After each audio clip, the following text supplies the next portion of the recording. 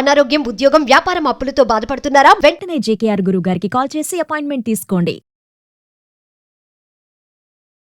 నమస్తే రమగారు. నమస్తే జయ. రమగారు, తెనాలి రామకృష్ణుడి కథలు మనం చాలా చెప్పుకున్నాము, సిరీస్లో వస్తున్నాం కదా, అందులో భాగంగా ఈరోజు ఒక స్టోరీ చెప్పండి.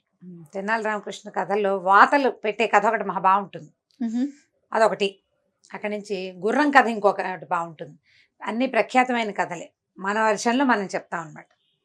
ఒక సంవత్సరం అట రాయలవారి కొలువులో, అంటే వాళ్ళ సైనిక బలంలో గుర్రాలు ఏదో జబ్బు చేసి చనిపోయినాయట. బాగా చనిపోతే వీళ్ళు చుట్టుపక్కల మహమ్మదీయులతో వాళ్ళతో చాలా యుద్ధాలు వచ్చే అవకాశం ఉంది, బహమనీ సుల్తాన్లు వాళ్ళతో యుద్ధాలు వచ్చే అవకాశం ఉందని ఎక్కడి నుంచో పారసిక దేశం నుంచి బోలెడు గుర్రాలని తెప్పించుకున్నారు. తెప్పించుకుంటే ఏమైంది, ఈ గుర్రాలను మొత్తం ఆ 1000-2000 గుర్రాలని పోషించడానికి ఇబ్బంది అయింది వీళ్ళకి. అశ్వశాలలు చాలటంలో మళ్ళీ కొత్తవి కట్టడం ఎందుకని ఒక ఐడియా వేశారు.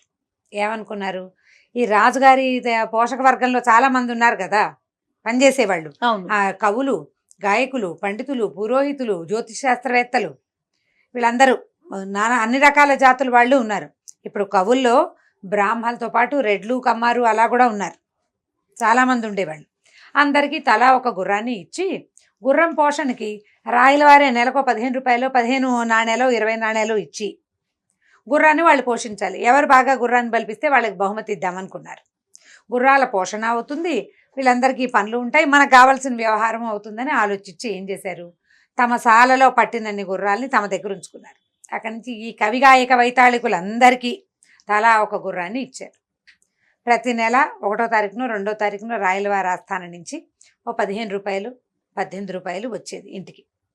వస్తే వీళ్ళు ఏం చేయాలి, గుర్రానికి దాణా కొనాలి, గడ్డి కొనాలి, గుగ్గిళ్ళు కొనాలి, మాలిష్ చేయడానికి ఒక మనిషిని పిలిపించుకుని మాలిష్ కూడా చేయించుకోవాలి. ఆ ఊళ్ళో మాలిష్ చేయడానికి గుర్రాలకి మాలిష్ చేస్తే బాగా పెరుగుతాయి. అవును, తిరిగేవాళ్ళు ప్రజలు, పనిచేసేవాళ్ళు, అంటే ఆ జాతి వాళ్ళు అనమాట, ఆ పనులు చేయగలిగేవాళ్ళు. వాళ్ళకు పావలావో అర్ధో ఇచ్చి వీళ్ళు కుదిరినప్పుడు ఇంట్లో అవకాశం ఉన్నప్పుడు మాలిష్ చేయించాలి. వాటన్నిటికీ ఖర్చులకు ఆలోచించి వీళ్ళకు కూడా ఒక 2-3 రూపాయలు పైన ఎక్స్ట్రా ఉండేలాగా ప్లాన్ చేసుకుని డబ్బులు పెట్టారు. సరే ఏమైంది, అందరూ ప్రతి వాళ్ళు రాయలు గారు ఇవ్వబోయే అద్భుతమైన బహుమానం కోసం గుర్రాలని యథాశక్తి పోషించారు. మన తెనాలి రామలింగడు గారికి కూడా ఒక గుర్రాన్ని ఇచ్చారు. ఈయనేం చేశాడు, దిక్కుమాల గుర్రం వీళ్ళందరూ ఎలాగో పోషిస్తారు, మనం ఒకళ్ళని పోషించకపోతే ఏమైంది, మొదటిది 15-18 రూపాయలు ఉంటే ఒక చిన్న కుటుంబం హాయిగా తినేసేయచ్చు. గుర్రానికే ఆయన డబ్బులు, బోడి గుర్రం అనుకుని ఆయన ఏం చేశాడు, ఆ గుర్రాన్ని తమ ఇంటి పక్కన ఒక కొట్టంలో బయట వైపు నుంచి గాలి కూడా చొరడానంత విధంగా దాన్ని చెక్కలతో కవర్ చేసేసాడు. అక్కడక్కడ సూది బెజాలు మాత్రం లాంటివి కొన్ని బెజాలు పెట్టాడు గాలి ఆడడానికి. ఆ గుర్రాన్ని తీసుకెళ్ళి అందులో పెట్టించాడు. ఆ తర్వాత దానికి ఒక చిన్న గ్యాప్ ఒకటి ఉండేది, రోజు ఒక గుప్పెడు గడ్డి, అది బతికి ఉండడానికి సరిపడా గడ్డి మాత్రం లోపలికి పెట్టేవాడు. సరే ఏమైంది, ఒక 2 నెలలు 3 నెలలు గడిచినాయి. ఈ 2-3 నెలల్లో తెనాలి రామలింగడు గారు 10 రూపాయలు వెనకేసాడు. ఎందుకంటే నెలకు 18 రూపాయలు వచ్చేస్తున్నాయి. అవును, 2 నెలలు 3 నెలల్లో 3 18లు వచ్చినాయి. ఆ డబ్బులు లోపల పెట్టుకున్నాడు. గడ్డికి ఎంత అవుతుంది, వాళ్ళ ఇంట్లో ఉన్న గొడ్లకు తెచ్చే గడ్డి ఒక గుప్పెడేస్తారు, గుర్రం చచ్చిపోకుండా బతికుంటుంది అంతే.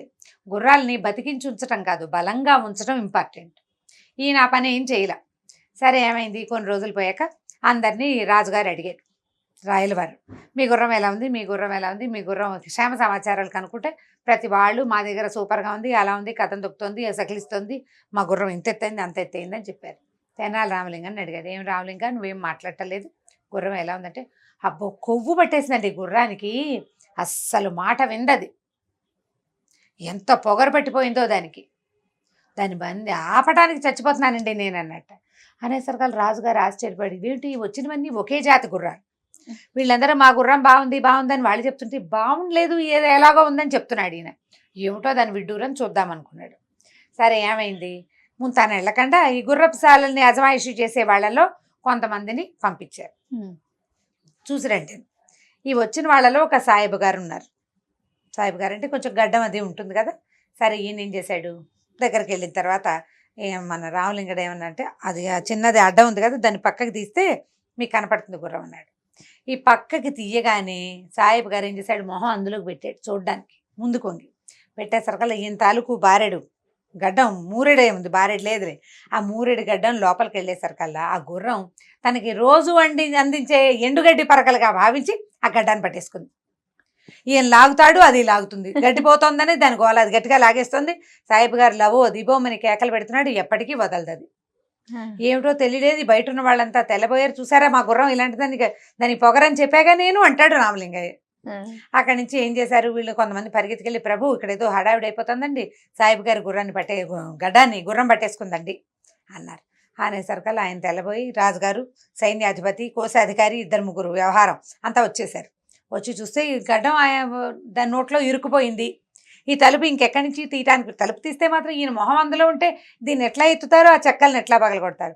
సరే ఏం చేశారు, కాస్త అటు ఇటు ఆలోచించి తిమ్మరసు గారు అన్నారు, కత్తిరి పెట్టి ఆయన గడ్డాన్ని కత్తిరించేయండి అంటే ఎలాగోలాగా ఆ పక్కనది లాగేస్తోంది. ఈయన మొహం అంతా జిల్లార్చుకుపోయి ఏడుపు, ఆయన లబో దిబమని మొత్తుకుంటున్నాడు. నీకు మొహం దగ్గరగా కత్తిరి పెట్టి కత్తిరించాలంటే అంత సులువా? సులువు కాదు. మొహానికి ఎట్లా కొట్లా 4-5 చోట్ల కత్తెరగాట్లు పెట్టి ఆ గడ్డాన్ని కత్తిరించారు.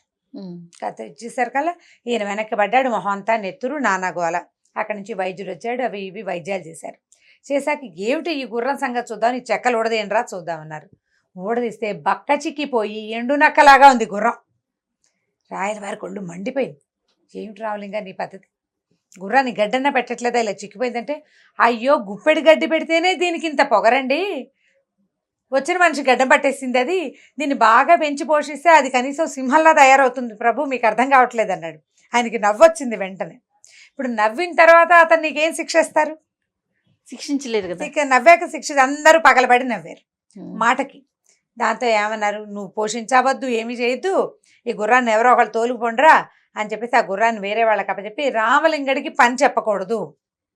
ఇదివరకు పిల్లిని ఇస్తే ఇలాగే చేశాడు, గుర్రాన్ని ఇచ్చినా అలాగే చేశాడు, మనకే తెలియలేదు, వీళ్ళకి ఈయనకి ఇవ్వకూడదని చెప్పేసి ఆ గుర్రాన్ని తీసుకుపోయి అందరూ టాటా చెప్పి వెళ్ళిపోయారు. ఆయన తెలివి ఏంటంటే, ఎందుకు దీనికి అని, ఇప్పుడు ఇది ఒక చెడ్డ చర్య నిజానికి. రాజుగారు గుర్రాన్ని పోషించమన్నారు, రాజు ఆజ్ఞ నువ్వు శిరసా వహించాలి, తప్పదు, రాజాజ్ఞ శిరసా వహించాలి కదా.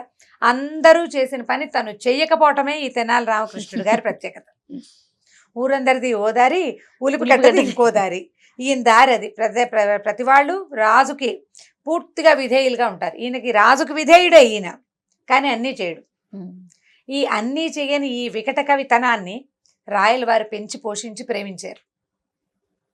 ఈయన వల్ల కొన్ని ఉపయోగాలు, కొన్ని మంచి పనులు జరిగినాయి. ఆయనకి ఇలాంటి ప్రవర్తన ఆయనకి సంతోషాన్నే కలిగించేది. ఏముంది, ఓ గుర్రం, దాన్ని మళ్ళీ కొద్ది రోజులు పోషిస్తే అది మామూలు అయిపోతుంది అని అనుకుని ఆ గుర్రాన్ని వేరే వాళ్ళకి అప్పచెప్పేశారు. రాయల వారి ఇంటికి వెళ్ళిపోయారు. ఈయన 3 నెలల నుంచి డబ్బులు చేసుకున్న డబ్బుల్ని చక్కగా చూసుకుని సంతోషించి హాయిగా తన దారిని తనున్నాడు. ఇలాంటివి ఎన్ని కథలో చిన్న చిన్న చిన్న కథలు మహా బాగుంటాయి. ఇప్పుడు ఇందులో ఫీజిబిలిటీ, ఇందులో ఆయన ప్రవర్తన, దుష్ప్రవర్తన, వాటి గురించి మనం ఏమీ మాట్లాడుకోవాలి. అంతే, అప్పుడు జరిగింది, ప్రజల్లోకి వచ్చింది, పుస్తకాల్లో వచ్చింది, చెప్పుకోవటమే. కథ కంచికి మనం ఇంటికి. బాగుంది రాము గారు, ఇంకొక స్టోరీతో కలుద్దాం. నమస్తే.